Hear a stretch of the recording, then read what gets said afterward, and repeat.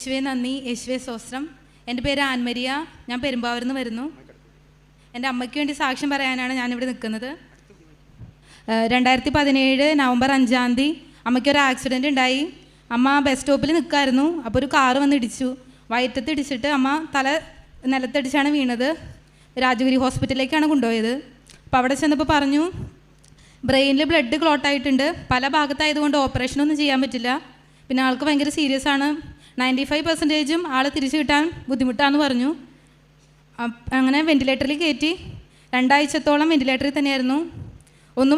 ഒന്നും പറയാൻ പറ്റാത്ത അവസ്ഥയായിരുന്നു. പിന്നെ എല്ലാവരും ഞങ്ങൾക്ക് വേണ്ടി പ്രാർത്ഥിച്ചു. ഒരു 2 ആഴ്ചത്തോളം കഴിഞ്ഞിട്ട് വെൻറ്റിലേറ്ററിൽ നിന്ന് ഞങ്ങളെ വാർഡിലേക്ക് മാറ്റി. അപ്പോഴാണ് എൻ്റെ മേമയുടെ സഹോദരിയുടെ ഭർത്താവ് കൃപാസനത്തെക്കുറിച്ച് പറയണത്. എന്നിട്ട് ഞങ്ങൾ ഇവിടേക്ക് വരാൻ തീരുമാനിച്ചു. ആദ്യം ഞങ്ങൾ അറിഞ്ഞത് മാസത്തിലെ ആദ്യത്തെ ചൊവ്വാഴ്ച മാത്രമാണ് ഇവിടെ പ്രാർത്ഥനയുള്ളൂ എന്നാണ്. അപ്പോൾ അന്ന് വരാനാണ് ഇരുന്നത്. പിന്നെ ഞങ്ങൾ തീരുമാനം മാറ്റി അടുത്ത ഞായറാഴ്ച പോകാൻ തീരുമാനിച്ചു. അത് ശരിക്കും മാതാവിൻ്റെ ഇടപെടലായിരുന്നു. കാരണം ആദ്യത്തെ ചൊവ്വാഴ്ച വന്നാൽ ഞങ്ങൾക്ക് ഉടമ്പടി എടുക്കാൻ പറ്റില്ലായിരുന്നു. പിന്നെ ഞങ്ങൾ ഞായറാഴ്ച ഇവിടെ വന്നു, ഉടമ്പടി എടുത്തു. പക്ഷെ ഞങ്ങൾക്ക് അച്ഛനെ കാണണമെന്ന് വലിയ ആഗ്രഹം ഉണ്ടായിരുന്നു. പക്ഷേ ഞങ്ങൾ ചോദിച്ചപ്പോൾ അച്ഛനെ കാണാൻ പറ്റില്ല എന്നാണ് പറഞ്ഞത്. പിന്നെ ഞങ്ങളൊരു സെക്യൂരിറ്റിയോട് പറഞ്ഞപ്പോൾ ആ ചേട്ടൻ പറഞ്ഞു അച്ഛൻ 3 മണിയാവും വരുമ്പോൾ, അപ്പോൾ ഗേറ്റിൻ്റെ അവിടെ നിന്നാൽ ചിലപ്പോൾ അച്ഛനെ കണ്ട് നമുക്ക് സംസാരിക്കാൻ പറ്റിയിരിക്കും എന്ന് പറഞ്ഞു. മാതാവിൻ്റെ അനുഗ്രഹം കൊണ്ട് ഞങ്ങൾക്ക് അച്ഛനെ അന്ന് തന്നെ കാണാൻ പറ്റി.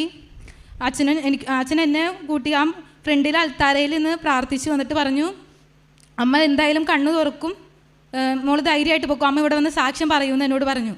അമ്മയ്ക്ക് ആക്സിഡൻറ്റ് പറ്റിയപ്പോൾ ഞങ്ങൾ പല ധ്യാന കേന്ദ്രങ്ങളിലും പ്രാർത്ഥിക്കുന്ന ബ്രദേഴ്സിൻ്റെ ഒക്കെ അടുത്ത് എല്ലാവരുടെ അടുത്തും പ്രാർത്ഥനാ സഹായം ചോദിച്ചിരുന്നു. അപ്പോൾ അവരെല്ലാവരും പറഞ്ഞത് ആളെ തിരിച്ചു കിട്ടിയാലും ഓർമ്മയൊന്നും ഉണ്ടാവില്ല, അങ്ങനത്തെ ഒരു അവസ്ഥയായിരിക്കും എന്നാണ് പറഞ്ഞത്. പക്ഷെ അച്ഛൻ മാത്രമാണ് പറഞ്ഞത് ധൈര്യമായിട്ട് പൊക്കോ, അമ്മ കണ്ണ് തുറക്കും, ഇവിടെ വന്ന് സാക്ഷ്യം പറയുമെന്ന് പറഞ്ഞത്. ഞങ്ങൾ ഉടമ്പടി എടുത്ത് കഴിഞ്ഞ പിന്നെ അമ്മയ്ക്ക് ശരിക്കും മാറ്റം ഉണ്ടായി. അതുവരെ കോമ സ്റ്റേജ് ആയിരുന്നു, കണ്ണടച്ച് അനങ്ങാണ്ട് കിടക്കായിരുന്നു. അതിൽ പിന്നെ അമ്മ ഇടത്തേക്കായി പയ്യെ അനക്കാൻ തുടങ്ങി. പിന്നെ മൂളാനും വേദനയൊക്കെ തിരിച്ചറിയാൻ തുടങ്ങി. അങ്ങനെ ഞങ്ങൾ 1.5 മാസത്തോളം രാജഗിരി ഹോസ്പിറ്റലായിരുന്നു. പിന്നെ അത് കഴിഞ്ഞ് എറണാകുളം ഒരു ആയുർവേദ ഹോസ്പിറ്റലിലേക്ക് മാറ്റി. പിന്നെ അവിടെ നിന്ന് വീണ്ടും ആൾക്കൊട്ടും ഛർദിയും അങ്ങനെയൊക്കെയായി. വീണ്ടും ഞങ്ങൾ രാജഗിരിയിലേക്ക് തന്നെ പോന്നു.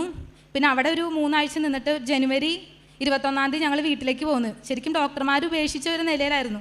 കാരണം ആൾ എന്തായാലും ഇനി റിക്കവർ ആവില്ല, ഇങ്ങനെ ഓർമ്മയൊന്നും കിട്ടാതെ കിടപ്പ് തന്നെയായിരിക്കും എന്നുള്ളൊരു സ്റ്റേജായിരുന്നു ഡോക്ടേഴ്സിനൊക്കെ പറഞ്ഞത്. അവർക്ക് ഉപേക്ഷിച്ചു. പക്ഷേ എനിക്ക് നല്ല വിശ്വാസം ഉണ്ടായിരുന്നു, കാരണം മാതാവ് ഞങ്ങൾ ഉപേക്ഷിക്കില്ലാന്ന്.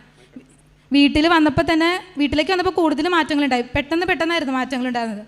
അമ്മ മൂളാനൊക്കെ തുടങ്ങി, കണ്ണ് തുറന്നു, ഇടത്തെ കണ്ണ് ശരിക്കും തുറന്നു, കൈയും കാലമൊക്കെ അനക്കാൻ തുടങ്ങി. പയ്യെ ആൾക്ക് എഴുന്നേറ്റിരിക്കാനൊക്കെ സാധിച്ചു. പിന്നെ ഞാൻ വേറൊരു നിയോഗം വെച്ചിരുന്നത് എനിക്ക് ജോലിക്ക് വേണ്ടിയിട്ടായിരുന്നു.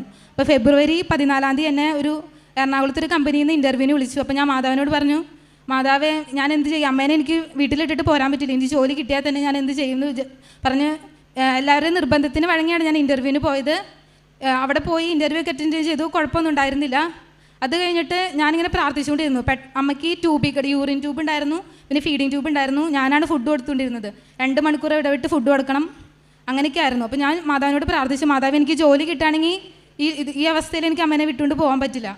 അന്ന് ഞാൻ ശരിക്കും പ്രാർത്ഥിച്ചു. പക്ഷേ മാർച്ച് 9-ാം തീയതി എന്നെ കമ്പനിയിൽ നിന്ന് വിളിച്ച് ജോയിൻ ചെയ്തോളാൻ പറഞ്ഞു. ആ ഈ ഒരു മാസത്തിൻ്റെ ഉള്ളിൽ അമ്മയുടെ 2 ട്യൂബുകൾ മാറ്റി, അമ്മ എഴുന്നേറ്റിരിക്കാൻ തുടങ്ങി, വായിലേക്കടെ ഫുഡ് കൊടുക്കാൻ തുടങ്ങി, സംസാരിക്കാൻ തുടങ്ങി. അങ്ങനെ വലിയ മാറ്റങ്ങളാണ് ഉണ്ടായത്.